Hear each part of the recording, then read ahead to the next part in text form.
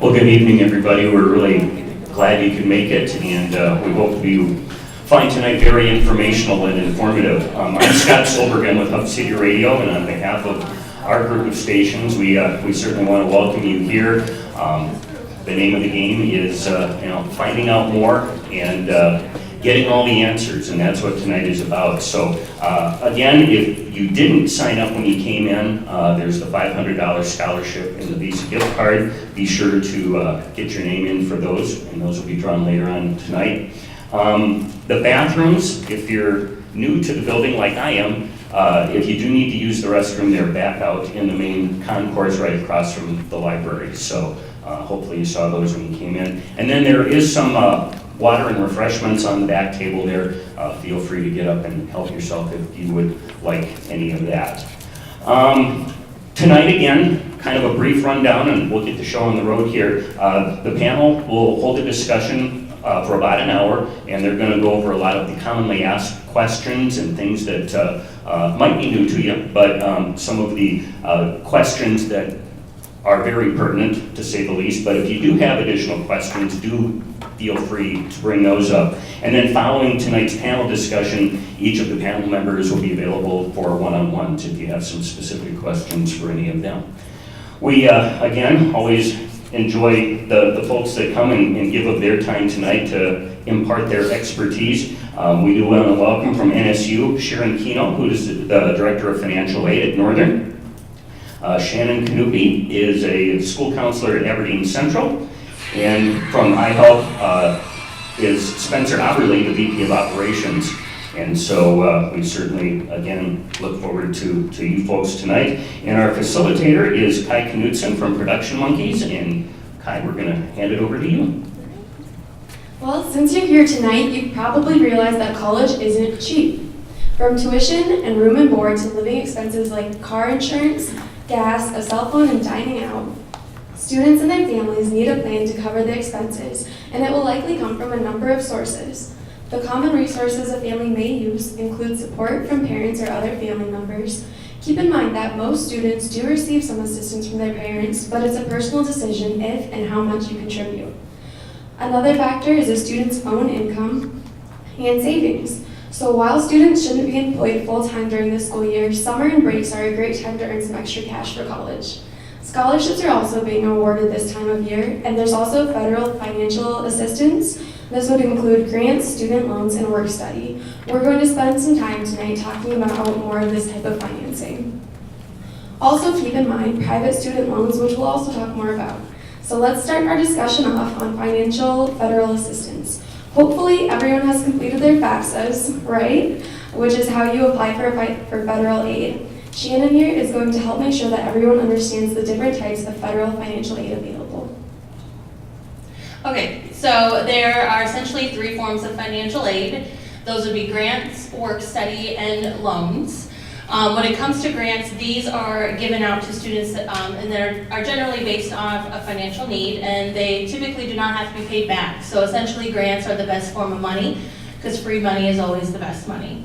The next would be work study, and this gives students an opportunity to work part-time, typically on that institution's campus, working for them, and then the students would receive compensation to put towards their education.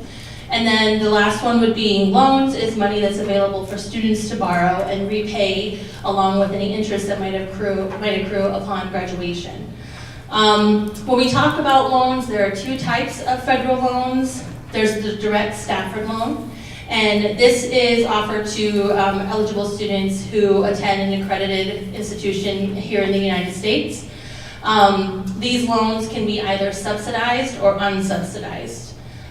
When it comes to a student, whether they receive an unsubsidized or a subsidized loan, that's dependent upon financial need. When it comes to subsidized loans, those are loans that the federal government will pay the interest while that student is in college. So they'll pay that interest upon graduation or while the loan is in deferment. If it's an unsubsidized loan, the federal government will not pay the interest. The interest will continue to accrue while the student is in college, and then once the student has graduated from that institution and are responsible for paying back that student loan, then not only will they pay back the amount they borrowed, but they will also be have to pay back the interest that accrued while they were in school. The other type of loan is a Direct Plus loan, and this is available to graduate and professional students, and it's also available to parents of dependent undergraduate students. And these types of loans are always unsubsidized. So again, the Direct Plus loan being unsubsidized, you would be responsible, the student would be responsible, a parent would be responsible for paying back the loan plus the interest that would accrue. Thanks, Shannon. Next up, we'll hear from Sharon. Can you tell us how much money a student can expect to get in federal financial aid? Sure. You as a family fill out the FAFSA. You can do it anytime after the 1st of October. We continue to receive new FAFSAs every day as well. And then what the school is doing is calculating how much your financial need is. And how we determine that is we use a simple formula. We take the cost of attendance, so how much does it cost to go to the school you plan on attending? And then we subtract out what's called the expected family contribution. And the difference is your financial need, so that's how much you can receive in need-based financial aid.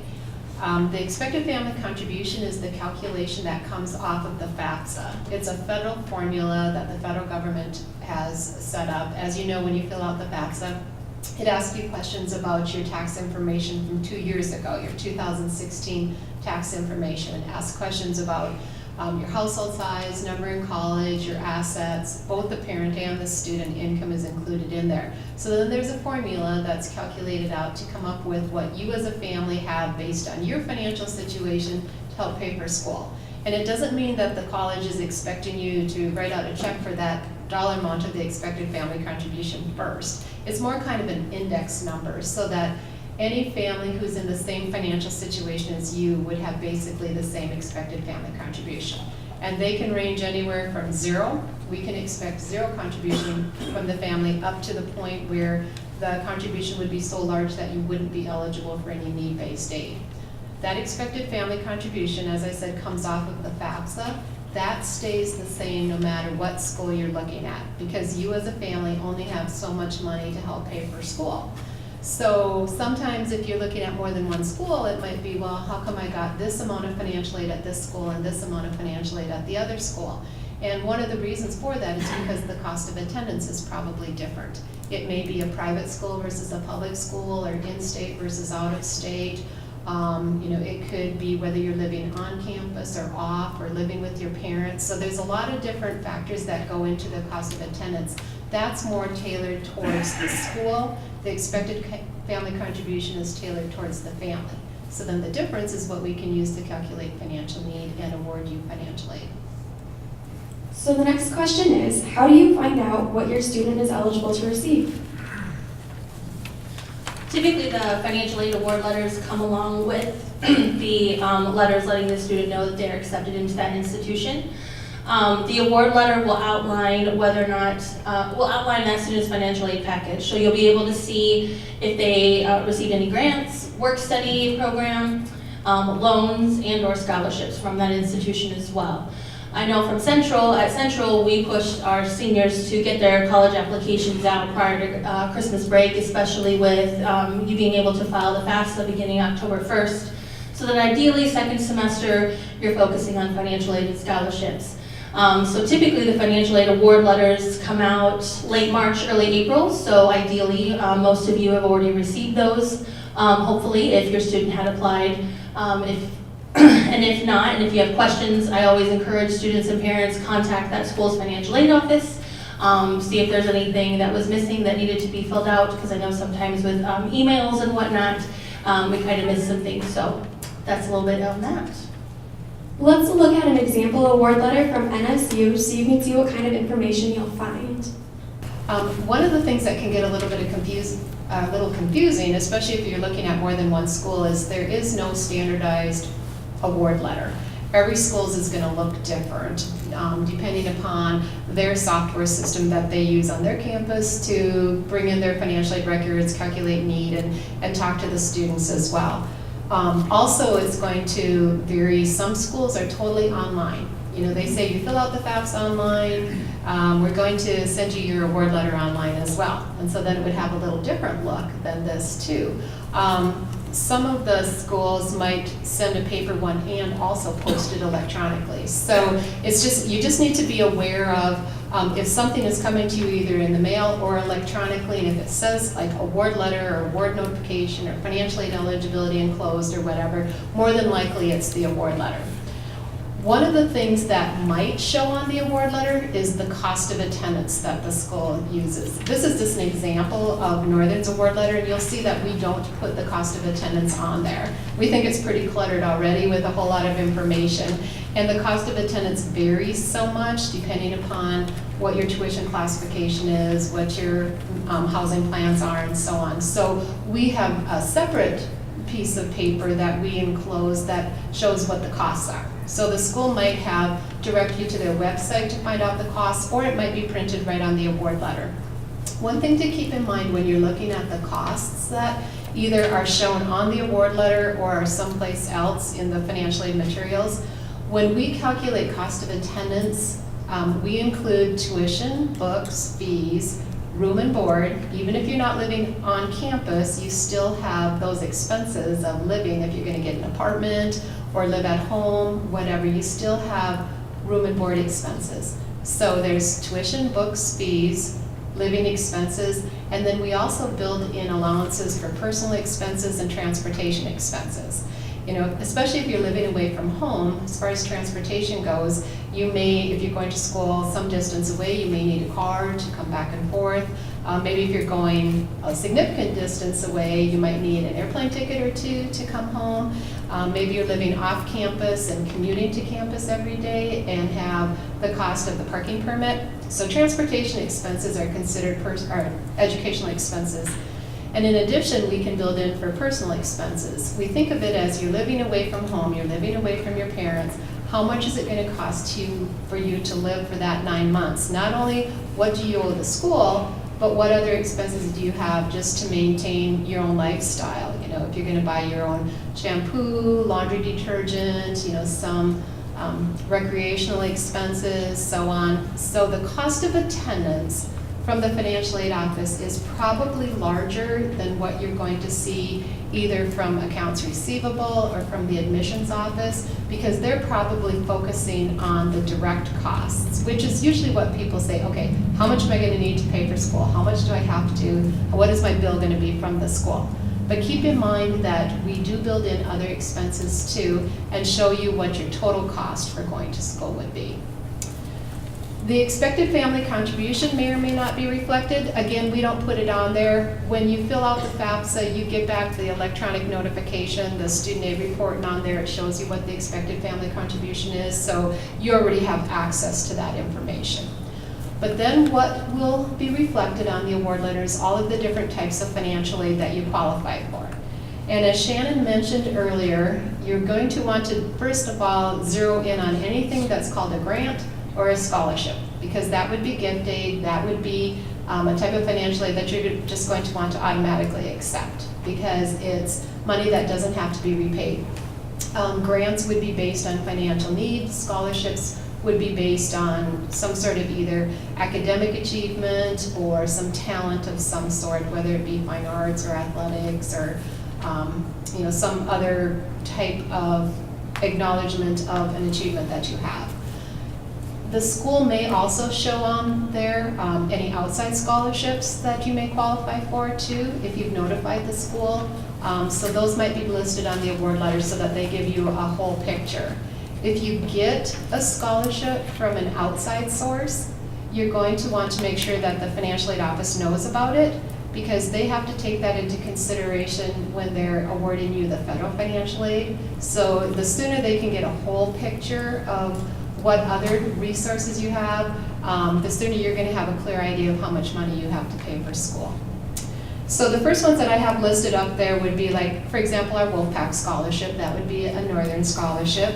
The South Dakota Opportunity, I'm just going to give a plug for that. If any of you are eligible for the Opportunity Scholarship, where you need a 24 above ACT and fulfill the curriculum requirements, there is a separate application for that that someone at the high school needs to sign off on. So don't forget to fill out that application for the Opportunity Scholarship. The next two that are listed up there are grants. The first one listed is a federal Pell Grant, and the second one is a federal SEOG grant. A Pell Grant isn't going to change from one school to the next. If you qualify for a Pell Grant, that dollar amount is going to be the same at every school, as long as you're a full-time student. The SEOG grant would be a program where a school just has a limited pool of money to award out to the students. We have to give it first to Pell Grant recipients and then the students with the highest financial need. So we start with the lowest expected family contribution and work our way up from there. We don't get nearly enough SEOG grant money to fund all of our students, but you may qualify for an SEOG grant at the school. The next one that's listed on there is federal work study. A work study program, once again, as Shannon mentioned, one thing to find out for sure from the school is how do you go about earning that work study money, because it's basically a part-time job. Most schools will probably pay you once a month for the hours that you worked that month. So look at your work study money as the spending money to cover those personal and transportation expenses, as opposed to having it to cover your bill at the start of the semester, because you're going to earn your work study money as opposed to having it dispersed right at the start of the semester. Some schools, and probably more the private schools than the public schools, might allow you to carry an account on your tuition and fees and like work off the balance that you have with your work study money. They would just, instead of paying you, they would just apply it against your bill every month. But like I said, I think you would see that more at a private school than a public school. And then the next two items that are listed are a direct loan, subsidized and unsubsidized. And again, as Shannon mentioned, the subsidized loan would be the best one to take, because that's the one where the federal government is covering the interest while you're in school. And the unsubsidized loan is having interest accrue while you are in school. The last one that's listed is a TEACH grant, and you're going to get into some programs where there's just a specific pool of students who qualify. A TEACH grant would be for someone who's interested in teaching in some of the really high need areas that we need teachers: math, science, foreign language, special education. There's other requirements for a TEACH grant, but if you're interested in education, you might want to check with the school and see if they participate in the TEACH grant program. There's other options too that aren't listed up there. The tribes have BIA or tribal money available to registered members of their tribe. Vocational rehabilitation is another option too, if you have some sort of disability where it would be beneficial for you to receive a college education. They'll help pay for tuition and fees. Veterans benefits. National Guard pays part of the tuition, or some of the military benefits are where the parent can transfer the benefits over to their children if they didn't use their education benefits themselves. So there's a whole lot of auxiliary financial aid that's available too that maybe isn't reflected on there or isn't part of the FAFSA. You just need to check into all of the options and stay in touch with the financial aid office. So they're going to show you on the award letter, whether it be paper or electronic, how much you qualified for. And then it's just up to you to decide if you want to accept that financial aid or not. And it's not like an all or nothing deal. So it's not like we send this award letter to Joseph's student and it's like, here you go, take it or leave it. You know, maybe he doesn't want to borrow an unsubsidized loan because he's got a great part-time job or full-time job this summer, and he's going to earn enough money to help cover the balance due for fall semester. Why take out a loan that's accruing interest if you don't need it? You know, just wait, and maybe if you need it then to borrow for spring semester or something, you know, you could wait and take it out at that time. Maybe you already have a part-time job in town and you say, well, I'm already working 20 hours a week. I don't know if I want a work-study job for another 10 hours a week. You know, maybe you want to decline the work-study or just accept part of it once you get further into your program. If you're going to be out student teaching maybe one semester or doing an internship, you know, maybe you only want the work-study for one term. So, you know, don't just automatically accept the whole amount or automatically decline the whole amount. You can accept partial awards as well. You know, so look at the aid that the school was able to give you, and then as a family sit down and say, okay, how much of this do we need to help to pay for school this year, and then accept however much of it that you think that you need. More than likely, it's just an offer until you return the award letter. You know, the school's gonna show you the best financial aid that you can get. Sometimes you hear these cases of, well, call the financial aid office and you can negotiate and you can get a better package. But we're in the business to help you pay for school. We're not in the business to hold back money and see who's gonna come and ask us for it. So we're gonna help you the best we can. And then if you end up being short, then we can talk about other financing options that might be available too. And what should a student do if they want to accept a financial aid package? Oh, I guess I jumped ahead. Like I said, once again, if you get a paper one, you can just accept it on paper, accept or decline, mail it back into the financial aid office, fax, email. They'll probably accept it anyway. You can drop it off if you're in town sometime, or if there's an electronic way of doing it. The thing, you parents, I just want to caution you on is if it's an electronic version, more than likely it's the student who has access to the award letter. And so they're going to have some sort of a secure sign-on login that it isn't in your name, it's in their name. So if you want to see what they're getting in financial aid, you're going to be looking over their shoulder as they're logging into it because it's going to be their access as opposed to yours. Let's talk about some options to fill the gap if the financial aid package doesn't cover the total cost of college. For some families, they will contribute to a student's college bill, and a payment plan from the college can make that easier to manage. Yeah, I would definitely check with the school too, because we'll always apply the financial aid to your bill first, and then if there's still a balance due, then it's up to the family to decide, okay, how are we going to cover this balance due? More than likely, the school has some sort of a payment plan, whether it be directly through the school or if they contract with a third party. The 6 Board of Regents schools, the state schools in South Dakota, we all contract with the same company, where you can take the remaining balance and spread it out over the course of the semester. So it's a nice option for families who, you know, maybe you don't have all that money the 1st of September to cover the balance due, but if you could pay it in 4 installments, you would have it taken care of. So that's always an option. Schools might have their own monthly payment plans as well. Make sure to check and see what the financing options are within the school itself. Another option for parents is the Parent Plus loan. We touched on it briefly there, but let's dive in a bit further and learn more about the federal student loan option for parents. Okay, so when it comes to the Parent Plus loan, there are some eligibility requirements. Parents have to have a dependent undergraduate student who is enrolled in an eligible school at least half-time. Not have an adverse credit history, so know that there will be a credit check performed. And students meet the general eligibility requirement for federal student aid, and that a FAFSA also must be completed and submitted. Each school has their own process, and when it comes to the Parent Plus loan, so it's very important that you're communicating with the financial aid office to see if there's any additional application paperwork that you need to fill out so that you can get that Plus loan approved. There's some differences in a Parent Plus loan versus the student loans that I talked about earlier. A big one is that the parent is responsible for the Parent Plus loan, and they're responsible for repayment of that loan and not the student.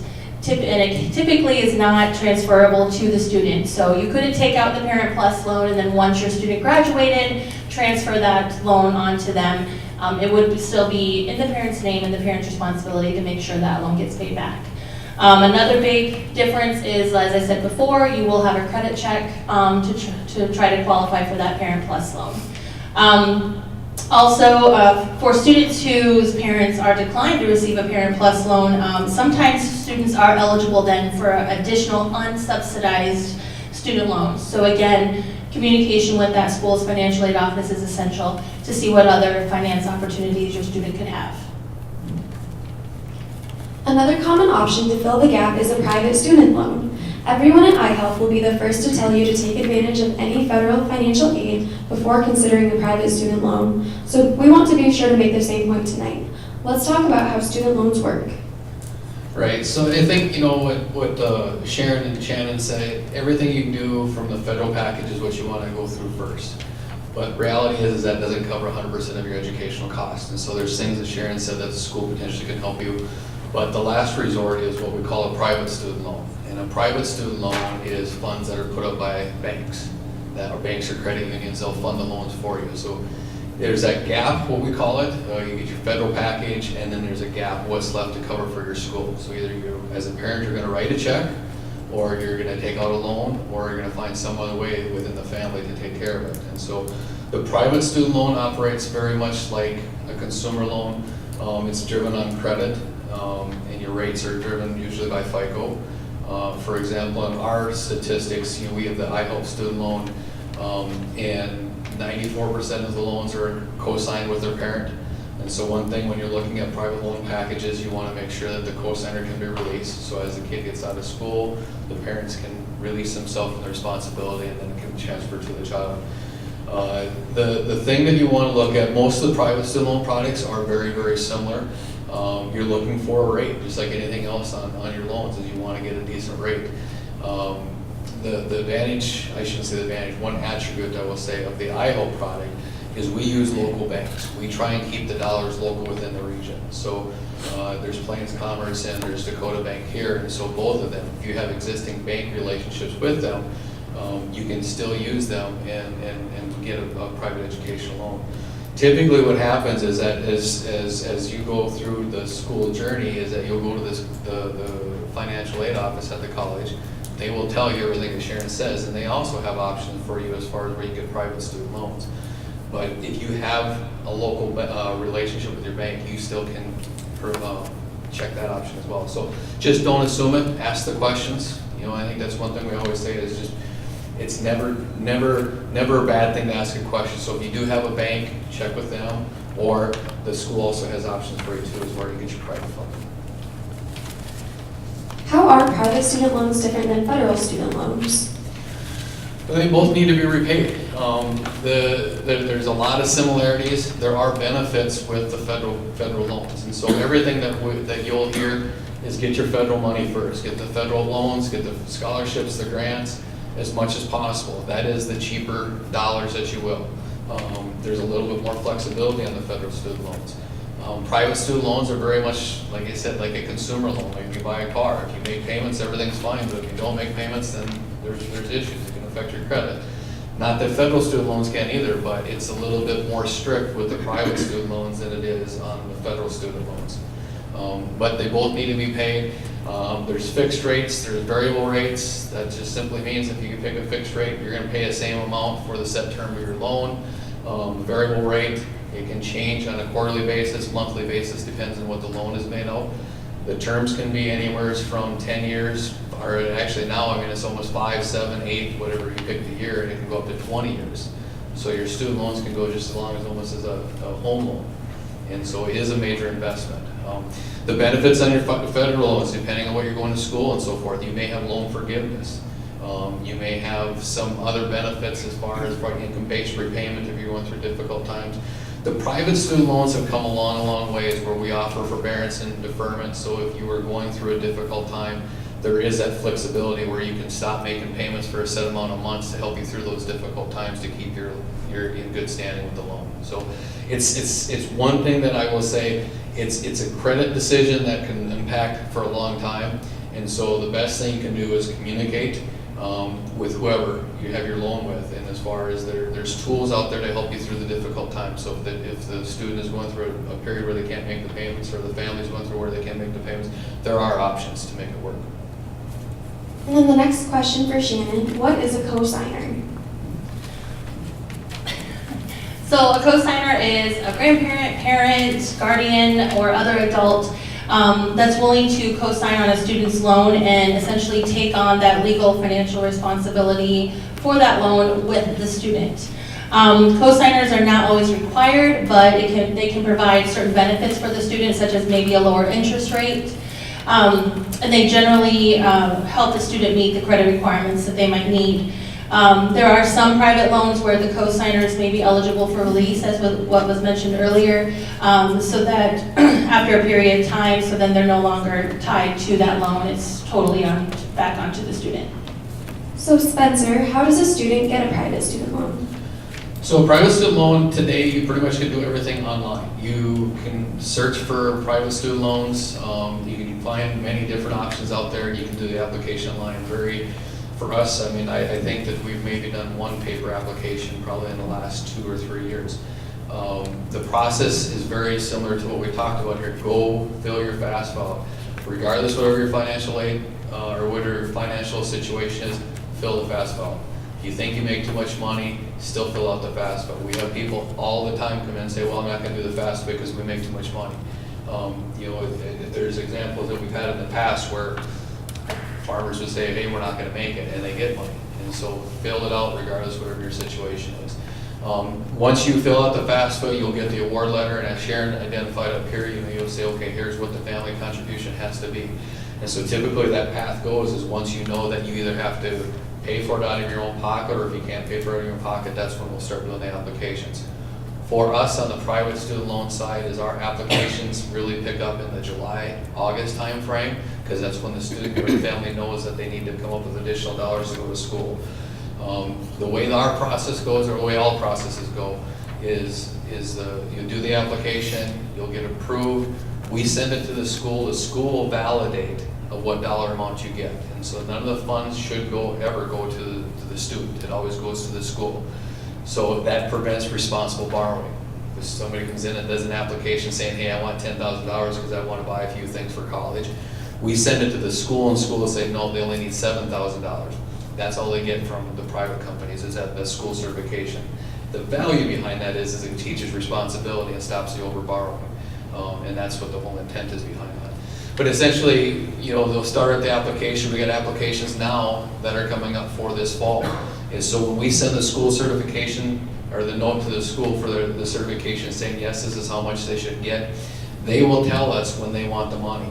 And so typically, for most of it, goes in 2 disbursements. They'll get a disbursement in the fall, and then they'll get another disbursement for the second semester in December or January, depending when the school wants. The way it works is as soon as the loan is dispersed, or whatever portion is dispersed, you'll do for the whole year, but they'll cut it in half. And then as soon as that first disbursement is when you start accruing interest. I think the next one's how to make payments. Yeah, when do they start making payments on an iHELP loan? So some of the things we're going to look at, and I think, like I said, most of them are very similar, but you have flexibility. With the private student loans, you have the option to not make payments. It's called deferred payments. And so as soon as you start school, and as long as you're in school status, you don't have to make any payments. But interest is accruing, because as soon as that disbursement happens, you're accruing interest. You have the option to make just interest-only payments. And so that way you're at least tackling. It's a smaller payment that a student may be able to take care of while they're in school, but the interest is being addressed and the principal stays the same. And then the last one is, you know, there's some situations where someone can make principal and interest payments. And that's really a great scenario because you're paying it off a lot faster on it. Okay, do any of you have any final thoughts on paying for college?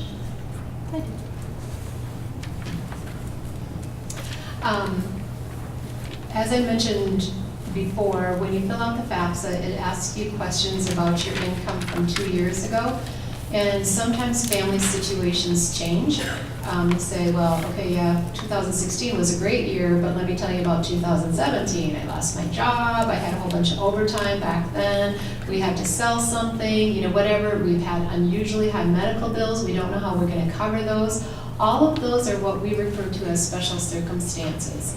And the school can take those into consideration and see if there's a better way to look at what your family's ability to pay really looks like.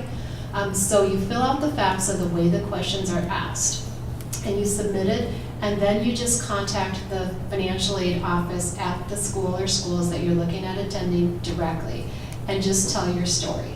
Just say, you know, mom lost her job in February, she hasn't been working since then, you know, her income is about half of what it was the year before. More than likely, the school then will request documentation from you. Say, okay, that's legitimate, but now if we're going to make any adjustments, we have to document why we made any adjustments. And so they might ask you for additional information, but they certainly can take any of that into consideration. So don't be afraid to reach out to the school.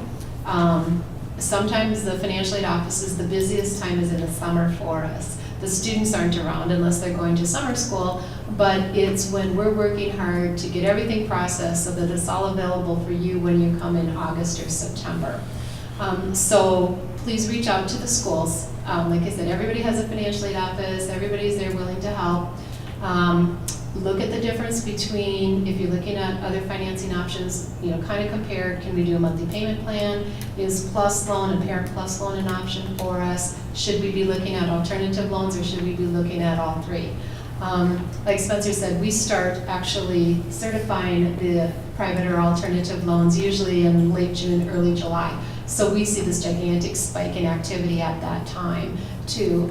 The thing too with the private loans to keep in mind is they do take a little bit longer to process than the federal aid because there's several steps they need to go through and they need to reach out to the borrower several times saying, okay, you understand this is a loan, do you really want the loan? Okay, now do you really want the loan? Okay, now we're gonna wait a little bit and then do you really want the loan? So if you don't know it's a loan, by the time you're done borrowing a private loan, you weren't reading. So because of all those steps, and those are mandated that they do, it takes a little longer. So I would allow at least a month before the bill is due to get the private loan process going, to make sure that the funds are available. Also, as Spencer said, don't be afraid to just do it one time because we know how much everybody loves paperwork. So borrow for the whole academic year. They will only send half at the fall semester start, half at the spring semester start, and the interest isn't accruing on that second disbursement because it hasn't come to the school yet. So it's not like you're taking out a loan and getting charged interest on something that you don't even have access to. It just makes it a lot smoother for you and for the financial aid office, and then you don't have that delay at the start of the spring semester too, if you just have us process it for the whole academic year. I just want to put a plug out there to encourage your students to keep applying for scholarships. Free money, as I said before, is the best money, and so we tell our seniors and our juniors, when we know our junior conferences this spring, we ideally want you to have a plan where you don't have to take out loans or dive into your pockets or your family's pockets, and one way to do that is scholarships. So of course Central has our scholarship listserv, but we also encourage students to get registered with some national scholarship search engines like fastweb.com or scholarships.com, just to try to cover as much bases as possible. Sometimes students look at those scholarships that are on FastWeb and are like, well, I'm not going to be able to get it. It's a national scholarship or it's a random draw. But if it takes you 10 minutes to fill out that scholarship and your name gets drawn for that $1,000 scholarship, you just got paid $1,000 for 10 minutes of work. So we always encourage students, if you are eligible, submit your application, see what happens, because there's scholarships out there for anyone and everyone. Not everything is GPA or test focused. There's scholarships out there for people who wear glasses or are left-handed or have red hair. So there's stuff for everybody. Students just have to take the time to find it. What's also great about those national scholarship search engines is sometimes from freshman year is great, you get a lot of scholarships, and then sometimes students take a dip with that scholarship money come sophomore, junior year. When students have accounts going with those national search engines, they're able to keep applying for scholarships and keep up to date with what's out there for them. So I just want to Sharon's point, it takes a little bit on the private student loans, and I think our average disbursement is about 33 days, and so it does take a little bit when she's talking about that. It's okay in this process to be scared and be not sure. I've been in this business for 10 years, and I've got a senior this year, and being on the other side is completely different. I can tell you everything about a private student loan, but the whole process is completed. It is okay to feel unsure. I suggest seriously talk to the resources that are available. The schools, as Sharon said, are a great resource to get your questions. And just because, Northern may be one, or you may be looking at a different school, whatever it is, but I guarantee you that if you went and talked to Northern, they're going to tell you the information regardless wherever you go. All of us are all sitting here for the right reasons, to give you the information. That's the whole intent for tonight, is just to make sure that you understand the process. I think one thing I just want to share with you is almost, I shouldn't say almost, but a majority of them will touch alternative lending, and I say this just because of the space I'm in. Typically what happens when kids will go to school for the years that they're freshman, sophomore, junior, senior, you'll get federal and private student loans. The process traditionally, I shouldn't say traditionally, but normally happens is that when you get out of school, you get a 6-month grace period from the time you graduate. And then all your loans, once that grace period's over, all your loans, principal and interest, come due at one time. And And so if you got federal loans and private loans for the 4 years, you know, you got 8 different payments you have to make. And so part of that journey is that you can do consolidation. There are federal consolidation. If you got all federal loans, you can consolidate your federal loans and keep them together. There's the ability to consolidate federal and private student loans together. Now you'll get kosher whenever you get to that point. There are some federal benefits you give up if you consolidate them together.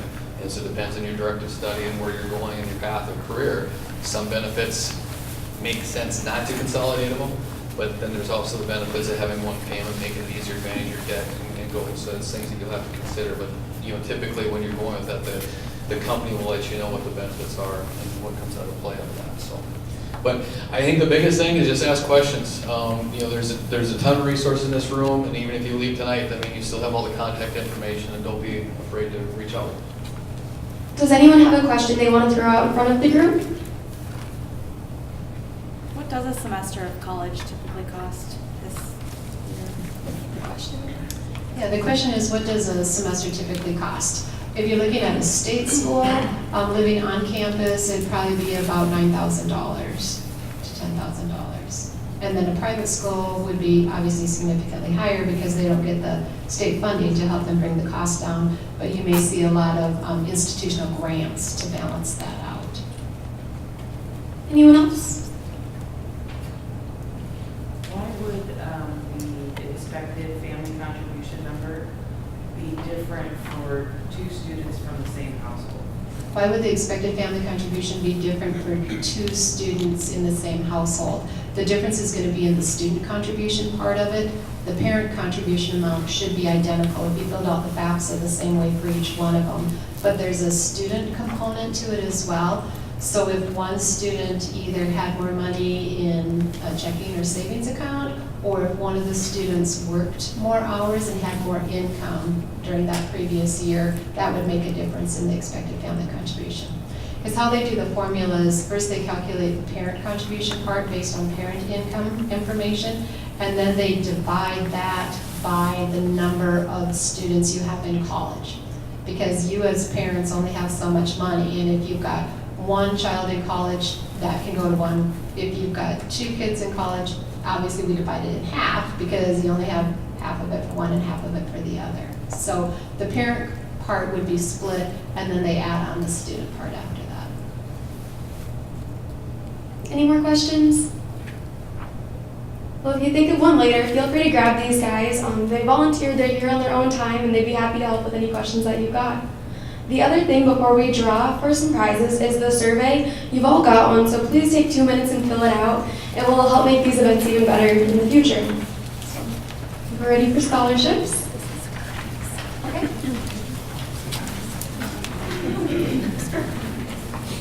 Okay, so first up, Craig from Plains Commerce Bank is giving away a nice little gift basket. And our winner of that is Dave Vilhauer. Is that right?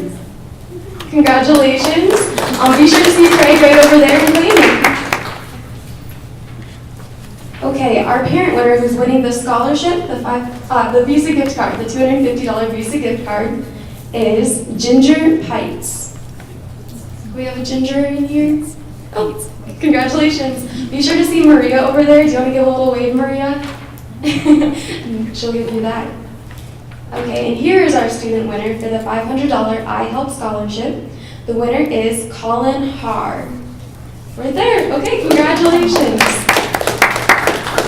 Well, thank you very much, everyone, for coming out. Don't forget to fill out those survey cards, please, and give us feedback for next time. So thanks again.